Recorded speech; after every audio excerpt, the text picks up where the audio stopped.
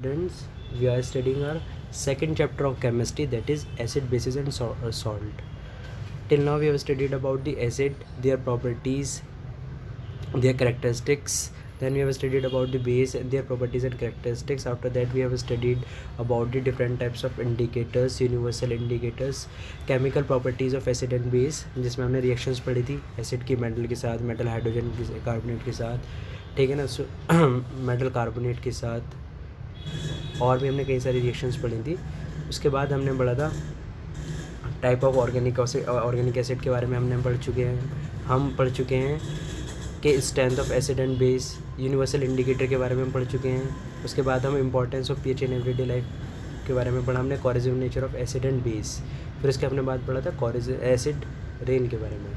यानी कि हमारा जो एक पार्ट था चैप्टर का वो कंप्लीट हो चुका है, एसिड बेसिस. अब हमारा बचता है क्या, सॉल्ट. अब हम सॉल्ट के बारे में पढ़ेंगे और ये हमारा लेक्चर नंबर 4 है. तो देखिए सॉल्ट क्या होता है. सॉल्ट आपके आयनिक कंपाउंड होते हैं जो कब प्रोड्यूस होते हैं, जब एसिड एंड बेस रिएक्ट करते हैं. जैसे हमने पढ़ा भी, जैसे एसिड एंड बेस है आपके HCl प्लस NaOH, ठीक है ना. तो देखो इससे क्या होगा आपका H पॉजिटिव और Cl निगेटिव, Na पॉजिटिव और OH निगेटिव, तो NaCl प्लस H2O. तो NaCl आपका क्या है, सॉल्ट है, ठीक है ना. ऐसे बहुत सारे सॉल्ट होते हैं, MgCl2, CaCl2, MgSO4, ये सब क्या है आपके सॉल्ट हैं, ठीक है ना. तो सॉल्ट क्या है, एक आयनिक कंपाउंड है, यानी कि जिन पे पॉजिटिव एंड नेगेटिव चार्ज दोनों अवेलेबल हैं. और ये कब फॉर्म होते हैं, जब एसिड एंड बेस क्या करते हैं, आपस में रिएक्शन करते हैं, यानी कि न्यूट्रलाइजेशन रिएक्शन की बाद ये प्रोड्यूस होते हैं, ठीक है. तो स्टार्ट करते हैं. Salts are the ionic compound which are produce after the neutralisation reaction between acid and base. Salt क्या है, आयनिक कंपाउंड है, और कब फॉर्म होते हैं, न्यूट्रलाइजेशन रिएक्शन जब होती है किसके बीच में, एसिड एंड बेस के बारे में. तो देखो ये कुछ प्रॉपर्टीज़ करेक्टरिस्टिक्स गिवन है सॉल्ट की, ये आपको पढ़ लेनी है एक बार, कि जो सॉल्ट्स होते हैं वो क्रिस्टलाइन सॉलिड होते हैं. सॉल्ट जो है वो ट्रांसपेरेंट भी हो सकते हैं, ओपेक भी हो सकते हैं. ज़्यादातर सॉल्ट जो है वाटर के अंदर सॉल्यूबल होते हैं. जो सॉल्ट है वो इलेक्ट्रिसिटी को कंडक्ट करते हैं. सॉल्ट जो है अपनी मोल्टन स्टेट के अंदर कंडक्ट कर सकते हैं इलेक्ट्रिसिटी को. सॉल्ट जो है वो सॉल्टी भी हो सकते हैं, सॉर भी हो सकते हैं, स्वीट भी हो सकते हैं, बिटर भी हो सकते हैं, ठीक है ना. ऐसा क्यों है, क्योंकि देखो सॉल्ट जो है वो एसिडिक भी होते हैं, बेसिक भी होते हैं और न्यूट्रल भी होते हैं. तो अगर जो बेसिक सॉल्ट होंगे तो बिटर होंगे, एसिडिक सॉल्ट होंगे तो सॉर होंगे. और सॉल्ट का टेस्ट वैसे सॉल्टी और स्वीट दोनों होता ही है. सॉल्ट कलरलेस भी हो सकते हैं और कलर्ड भी हो सकते हैं. ये क्या थी, इनकी कुछ प्रॉपर्टीज़ थी, ये सब आपको एक बार रीड आउट करनी है और अच्छे से याद भी रखनी है इन सब प्रॉपर्टीज़ को. इसके बाद देखिए हम अलग अलग सॉल्ट के बारे में पढ़ेंगे. इसमें देखो आपको हर जब भी हम किसी कंपाउंड के बारे में पढ़ेंगे उसकी 5 चीज़ें आपको याद रखनी है. एक तो उसका केमिकल नेम, ठीक है ना. तो आप सबसे पहले क्या नाम याद रखें, उसका केमिकल नेम, उसका कॉमन नेम, ठीक है, उसका केमिकल फार्मूला, उसका chemical name, common name, chemical formula, उसकी प्रिपरेशन और उसके यूजेस. ये 5 चीज़ें आपको बिल्कुल अच्छे से याद होनी चाहिए कि उस कंपाउंड का कॉमन नेम क्या है, केमिकल नेम क्या है, उसका केमिकल फार्मूला क्या है, उसे हम कैसे प्रिपेयर करते हैं और उसके यूजेस क्या है. तो जैसे हमारा पहला कंपाउंड है कॉमन सॉल्ट, ठीक है. तो कॉमन सॉल्ट क्या है, जो हमारे घर में पाया जाता है, उसका कॉमन नेम क्या है, कॉमन सॉल्ट. और उसका केमिकल नेम क्या है, सोडियम क्लोराइड. उसका केमिकल फार्मूला क्या है, NaCl. तो देखो 3 चीज़ें आपकी क्लियर हो गई. Common name common salt, chemical name sodium chloride, chemical formula NaCl, ठीक है. अब इसकी प्रिपरेशन पढ़ेंगे और इसके यूजेस रह गए हमारे. तो देखो common salt sodium chloride NaCl is also known as common salt और table salt. It formed after the reaction between sodium hydroxide and hydrochloric acid. NaOH plus HCl give NaCl plus H2O. तो ये कह रहे हैं कि जो common salt है, जो उसका कॉमन नेम है, जैसे टेबल सॉल्ट भी कहते हैं, उसका केमिकल नेम सोडियम क्लोराइड है और उसका केमिकल फार्मूला सोडियम NaCl है, ठीक है ना. और ये कब फॉर्म होता है, जब सोडियम हाइड्रोक्साइड किसके साथ रिएक्ट करती है, हाइड्रोक्लोरिक एसिड के साथ. तो देखो NaOH जब HCl के साथ रिएक्ट करेगा तो आपका NaCl प्रिपेयर हो जाएगा, साथ में आपको वाटर भी मिलेगा, क्योंकि क्या एक न्यूट्रलाइजेशन रिएक्शन है जिसमें एसिड एंड बेस रिएक्ट कर रहे हैं और क्या फॉर्म कर रहे हैं, सॉल्ट प्लस H2. वही देखो सेम रिएक्शन है, Na positive, OH negative, H positive और Cl निगेटिव. तो क्या बन जाएगा, NaCl प्लस H2O. अब तक के हमने इसकी 4 चीज़ें पढ़ ली, जैसे हमें 5 पढ़नी थी। इसका कॉमन नेम, केमिकल फार्मूला और इसकी प्रिपरेशन। अब इसके कुछ यूजेस हैं। पहली बात देखो, ये क्या है, इसकी कुछ प्रॉपर्टीज़ भी हैं, उनकी पॉइंट्स भी हैं, वो भी याद रखने हैं। ये क्या है, एक न्यूट्रल सॉल्ट है। न्यूट्रल सॉल्ट क्यों है? क्योंकि देखो इसके अंदर एसिड और बेस दोनों ही स्ट्रॉन्ग है। स्ट्रॉन्ग एसिड है और ये स्ट्रॉन्ग बेस है, और स्ट्रॉन्ग एसिड और स्ट्रॉन्ग बेस दोनों के इफेक्ट को क्या कर देंगे, बिल्कुल ख़त्म कर देंगे, न्यूट्रलाइज कर देंगे। तो ये सॉल्ट कैसे होगा, ये न्यूट्रल सॉल्ट होगा। ये सॉल्ट कैसे होगा, एक न्यूट्रल सॉल्ट होगा। और इसकी द pH वैल्यू कितनी होगी सोडियम क्लोराइड की, 7, क्योंकि न्यूट्रल है तो इसकी वैल्यू कितनी होगी, 7। अब इसके कुछ यूजेस देखते हैं। Sodium chloride is use in cooking के अंदर हम इस्तेमाल करते हैं। आप सब जानते हैं कि हम नमक का इस्तेमाल करते हैं। As well as to prepare many other important chemical such as chemical use in manufacturing industries. तो हम इसे देखो कुकिंग के अंदर भी यूज़ करते हैं, और साथ ही साथ हम इसे बहुत सारे केमिकल्स प्रिपेयर करने के लिए भी यूज़ करते हैं।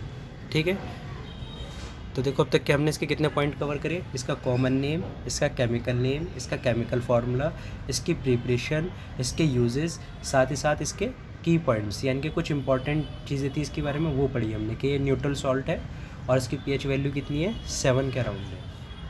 अब कहाँ से हमें मिल सकता है, तो methods from sea water by evaporation, यानी कि अगर हम सी वाटर को इवेपोरेट करेंगे तो भी इससे हमें सॉल्ट मिल जाएगा, और रॉक साल्ट से भी, जो कि माइंस के अंदर हमें मिलता है, वहाँ से भी हमें क्या मिल जाता है, सोडियम क्लोराइड अवेलेबल हो जाता है।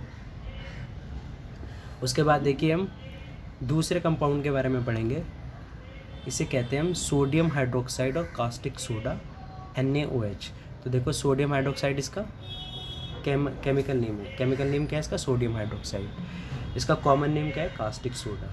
इसका केमिकल फार्मूला क्या है, NaOH। ठीक है ना, हमें 3 चीज़ें पता चल गई, कॉमन नेम, केमिकल नेम और केमिकल फार्मूला।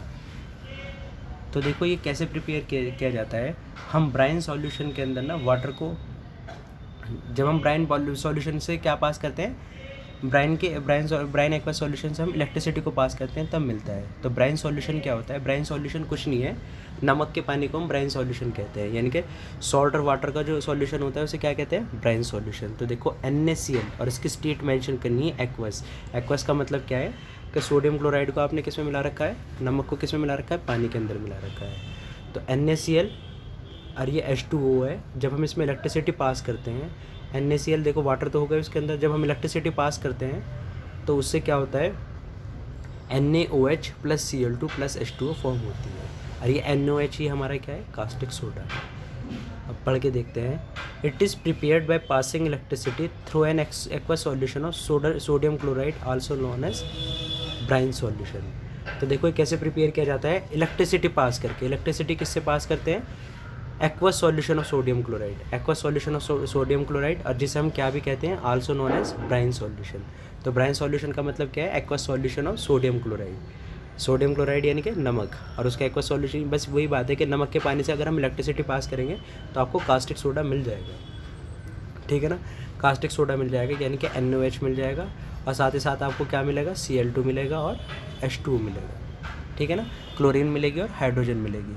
और देखो इस प्रोसेस को हम क्लोर एल्कली प्रोसेस कहते हैं। ये याद रखना है कि इसे हम क्लोर एल्कली प्रोसेस कहते हैं। अगर आपसे कोई कहेगा क्लोर एल्कली प्रोसेस किसे कहते हैं, तो जब हम ब्राइन सॉल्यूशन से, यानी कि जो NaCl का एक्वा सॉल्यूशन है उससे इलेक्ट्रिसिटी पास करते हैं, तो उसे क्या कहते हैं, क्लोर एल्कली प्रोसेस।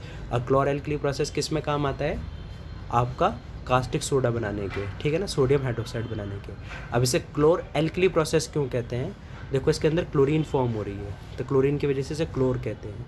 और देखो एल्कलाई किसी क्यों कहते हैं इसके अंदर, क्योंकि इसके अंदर NaOH फॉर्म हो रहा है, और एल्कलाई क्या होते हैं, वो बेसिस जो वाटर के अंदर सॉल्युबल होते हैं। इस वजह से इसे क्लोर एल्कली प्रोसेस भी कहते हैं, क्योंकि इसके अंदर क्लोरीन और NaOH फॉर्म होता है। आपसे देखिए ऐसे नहीं पूछेगा डायरेक्ट कि कैसे कास्टिक सोडा को हम प्रिपेयर करते हैं, NaOH को प्रिपेयर करते हैं। आपसे पूछेगा what is chlor alkali process and give its reaction. तो इसको आपको बताना होगा, ये इसका क्लोर एल्कली प्रोसेस क्या है। जब हम ब्राइन सॉल्यूशन से इलेक्ट्रिसिटी को पास करते हैं उसे हम क्लोर एल्कली प्रोसेस करते हैं, और इसके अंदर हमारा sodium hydroxide plus chlorine plus hydrogen 3 चीज़ें फॉर्म होती हैं। और NaOH क्या है हमारा, कास्टिक सोडा। ये सब चीज़ें आपको लिख के आनी होंगी। तो देखो अब तक के हमने 4 चीज़ें कर ली हैं, इसका chemical name, chemical formula, common name, और फिर इसकी प्रिपरेशन। अब इसके कुछ यूजेस देख लेते हैं। Uses of products after the electrolysis of Bryan.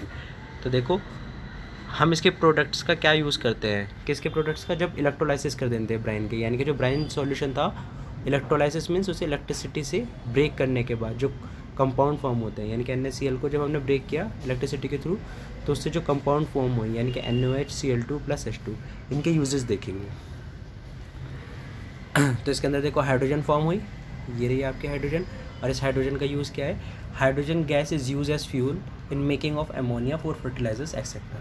तो देखो एक बहुत ही ज़्यादा इन्फ्लेमेबल गैस है हाइड्रोजन जो है, तो ये फ्यूल की तरह भी यूज़ होती है, कर सकते हैं हम इसे, ठीक है ना। वैसे बहुत कम कंट्रीज़ हैं जो इसे फ्यूल की तरह यूज़ करती हैं, और वो भी बहुत ही मिनिमम रेट पे। दूसरी बात देखो, हम इसे अमोनिया बनाने के अंदर भी यूज़ कर सकते हैं, तो हाइड्रोजन को फ्यूल की तरह भी यूज़ किया जा सकता है और अमोनिया बनाने में भी काम आता है। उसके बाद सेकंड है आपका क्लोरीन।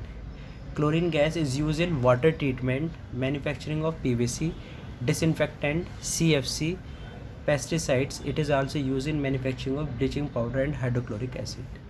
तो देखो क्लोरीन बहुत सारी जगह यूज़ होती है। वाटर ट्रीटमेंट यानी कि देखो जो आपका क्या नाम है, आपने देखा होगा ना RO जो आते हैं ना आपके वाटर प्योरीफायर, उसके अंदर कहते हैं उसके अंदर कि Cl2 भी है, क्लोरीन भी है। तो ये क्या होती है, क्लोरीन जो है ना वाटर ट्रीटमेंट, यानी कि वाटर के अंदर जो बैक्टीरिया वगैरह होते हैं उन्हें किल करने के लिए यूज़ की जाती है। देखो PVC पाइप होते हैं आपके, जो आपके यहाँ पे जो टंकी के पाइप लगते हैं ना प्लास्टिक वाले, तो ये PVC पाइप कहलाते हैं। PVC की फुल फॉर्म होती है पॉलीविनाइल क्लोराइड। तो क्लोराइड यानी कि उसके अंदर क्लोरीन है, तो उसे बनाने के अंदर भी किसका यूज़ करते हैं हम, PVC पाइप बनाने के अंदर भी क्लोरीन का। डिसइंफेक्टेंट, तो देखो जितने भी आपके डिसइंफेक्टेंट हैं उसके अंदर भी आपको क्लोरीन ज़रूर मिलेगा। जैसे आप फ्लोर यूज़ करने के लिए लाइजॉल वगैरह का यूज़ करते हैं, हार्पिक वगैरह का यूज़ करते हैं, तो उसके अंदर क्या होते हैं, क्लोरीन का यूज़ किया जाता है। तो डिसइंफेक्टेंट बनाने में भी हम इसका यूज़ करते हैं। CFC देखो आपकी गैस है, क्लोरोफ्लोरोकार्बन, जो हमारे रेफ्रिजरेटर के अंदर होती है, AC के अंदर होती है, तो उसके अंदर भी इसका यूज़ होता है। ऐसे ही पेस्टिसाइड्स को बनाने के अंदर भी हम क्लोरीन का यूज़ करते हैं। ब्लीचिंग पाउडर, अभी आप आगे पढ़ेंगे, तो ब्लीचिंग पाउडर बनाने के अंदर भी किसकी नीड होती है, आपकी क्लोरीन की, क्योंकि ब्लीचिंग पाउडर का जो केमिकल नेम है वो कैल्शियम ऑक्सीक्लोराइड है। तो क्लोराइड आ रहा है यानी कि क्लोरीन उसके अंदर यूज़ हो रही होगी। ऐसे ही देखिए हाइड्रोक्लोरिक एसिड यानी कि HCl, तो इसमें भी Cl का यूज़ करते हैं। तो क्लोरीन के भी बहुत सारे यूजेस हैं। I hope you have understood all the uses of chlorine. तो अभी तक के हमने किसके यूज़ के बारे में पढ़ा, हाइड्रोजन के, क्लोरीन के। अब हम पढ़ेंगे सोडियम हाइड्रोक्साइड के।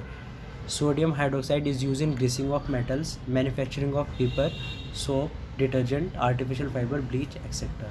देखो ब्लीच बनाने में भी काम आते हैं ये, आर्टिफिशियल फाइबर बनाने में भी NaOH काम आता है, डिटर्जेंट बनाने में भी, सोप बनाने में भी, और पेपर के और मेटल की जो ग्रीसिंग है उन सब चीज़ों को बनाने के अंदर क्या काम आता है, सोडियम हाइड्रोक्साइड। ये सोडियम हाइड्रोक्साइड ना आपका बहुत ज़्यादा ऐसा होता है स्लिपरी इन टच, तो ऐसी चीज़ें बनाने के अंदर काम आता है, जैसे आपके सोप वगैरह हो गए, ग्रीस हो गए, ठीक है ना, डिटर्जेंट वगैरह हो गए, इन सब चीज़ों में काम आता है आपके।